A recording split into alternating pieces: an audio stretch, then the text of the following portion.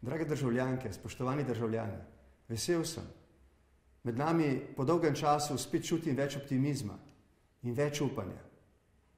Vsi smo seveda še zelo previdni. Seveda je še veliko stisk in problemov.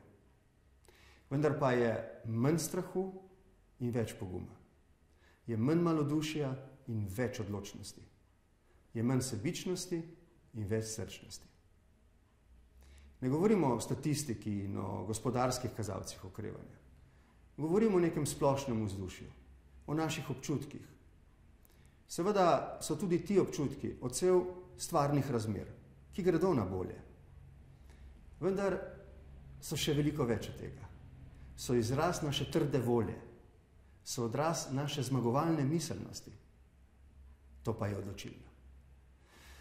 Veste, osebno nisem nikoli povezoval konca krize samo z boljšimi statističnimi kazalci. Še bolj pomembna se mi je zdela neka druga sprememba. Miselna. In ta se dogaja. Vse manj ljudi se sprašuje, zakaj nečesa ni mogoče storiti. In vse več se vas sprašuje, kako je to mogoče storiti. To pa je znak. To je nekaj novega. In nekaj zelo spodbudnega. V novem letu vam želim, da bi bili ti občutki še bolj močni.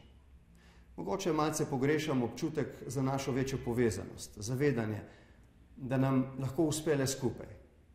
Ampak tudi to bo. To bo pomenilo, da spet gradimo skupaj prihodnost. Zdaj ne smemo odnehati. Gremo naprej. Srečno Slovenija.